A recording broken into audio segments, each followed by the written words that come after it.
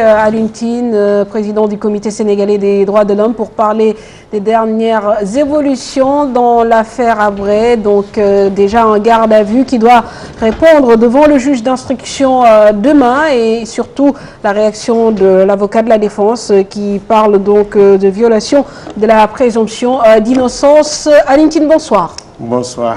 Alors, est-ce qu'on peut dire que pour la première fois, depuis que Hissène Habré est réfugié dans notre pays, il est réellement inquiété par la justice sénégalaise? Absolument. Je dis enfin, les victimes qui sont venues ici depuis février 2000 et qui ont espoir en la justice sénégalaise pour que leur cause soit enfin entendue, aujourd'hui, vraiment, ils sont totalement satisfaits avec ce qui est arrivé depuis hier. Que Hissène Habré soit jugé, ils ne l'espéraient plus. Parce qu'en fait, la justice a, si vous voulez, franchi le seuil d'incompétence. C'est à la suite de cela, effectivement, en 2006, que le sommet de l'Union africaine a demandé au Sénégal de juger Habré. Et nous avons connu beaucoup de coups de théâtre. Justement, est-ce qu'il ne faut pas être prudent par rapport à l'évolution de la situation, puisqu'on sait qu'il y a eu beaucoup de procédures judiciaires qui n'ont pas abouti dans le mandat d'arrêt international en 2005. Les ONG ont l'air de pousser un ouf de soulagement. Est-ce que ce n'est pas prématuré? Écoutez, il s'agit aujourd'hui de chambre africaine. Nous avons vu concrètement le procureur Mbacké Fall se rendre à N'Djamena, où il a rencontré les autorités, où il a rencontré les victimes, où il a rencontré les organisations de droits de l'homme, et quand même a visité ce qu'on appelle la plaine des morts, le charnier, pratiquement à ciel ouvert. Moi, je l'ai visité aussi. Et aujourd'hui, c'est surtout dans cette dynamique que Hissène Habré est entendu, donc est en garde à vue. Donc le travail a commencé, a bien commencé, on s'en réjouit très profondément, et il faut quand même saluer, si vous voulez, ce fait qui est historique au Sénégal.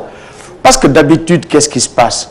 Les chefs d'État qui sont quand même accusés de crimes de guerre, de crimes contre l'humanité ou de génocide, très souvent en Afrique, nous n'avons pas construit ce qu'on appelle une souveraineté judiciaire, nous donnant les moyens, avec des lois de compétences universelles, de juger nos élites politiques et nos élites militaires. Souvent, ce sont des avions qu'on affrète depuis l'Europe, là, et on les amène, on nous menotte nos chefs d'État, on les met dedans pour aller les juger ailleurs. C'est pour ça, effectivement, que cet acte d'aujourd'hui doit être apprécié à sa juste mesure dans le cadre de la mondialisation, de la lutte contre l'impunité, pour dire, effectivement, enfin, avec le Sénégal, nous pouvons espérer désormais juger nos élites politiques et nos élites militaires. Mais que répondez-vous quand même, ou alors quelle peut être la réponse des ONG face à la sortie de Maître El Hadji Diouf, qui parle quand même de violation des principes donc, de la présomption d'innocence? Est-ce qu'on ne va pas trop vite en besogne? Non, El Hadji Diouf, il fait son travail de défenseur de Hissène Habré. Il le fait très bien parce qu'il est payé pour.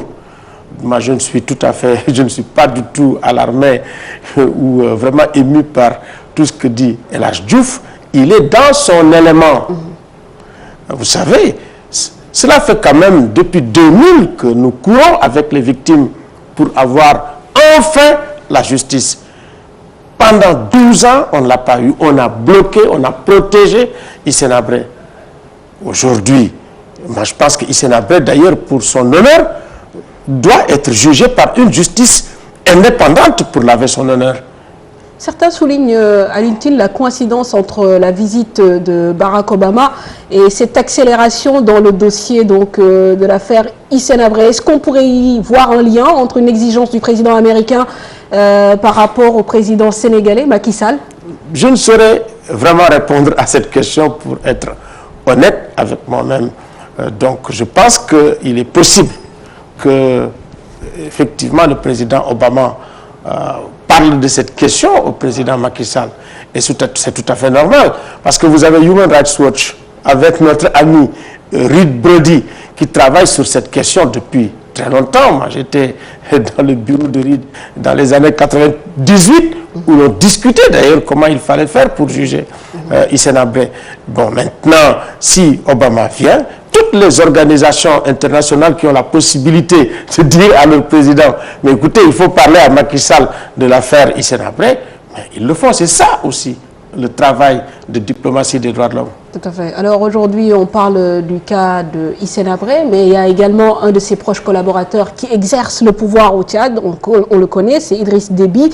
Est-ce qu'il ne faudrait pas étendre l'action, ou en tout cas la demande, donc de rendre compte à ce monsieur-là également, qui est Idriss Déby? Vous savez, il est président en exercice, Idriss Déby, et moi je n'ai vraiment pas, au moment où je parle avec vous, les moyens de dire s'il est vraiment, si vous voulez, coupable ou non. Donc, de mon point de vue, Hissène Habré lui-même il y a beaucoup de Tchadiens qui ont porté plainte à la justice tchadienne, aussi bien contre Habré que contre effectivement beaucoup d'éléments de la DDS, qui étaient des tortionnaires avérés, donc à la piscine.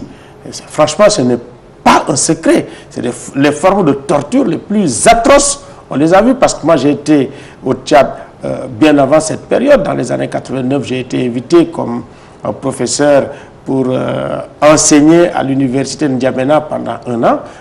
Je suis venu au moment juste où il y avait le premier coup d'État. Il manquait avec Déby. Et donc pendant 10 jours, on n'a pas fait de cours. L'université participait aux manifestations pour soutenir le régime de Habré. Ce n'était pas quand même un régime très dur. Pour vous résumer. Alors, aujourd'hui, l'actualité fait que vous n'êtes plus à la tête de la RADDHO. Vous venez d'être donc remplacé par Aboubakry Mbodj, mais j'imagine que le travail sera le même à la tête du Comité sénégalais des droits de l'homme pour parler un peu actualité bouclée cette édition. Écoutez, c'est une institution nationale de droits de l'homme. Donc, le Comité sénégalais, et effectivement, qui fonctionne comme une espèce d'interface entre les organisations de la société civile et entre le peuple sénégalais et le gouvernement du Sénégal. C'est une institution indépendante qui répond au principe de Paris.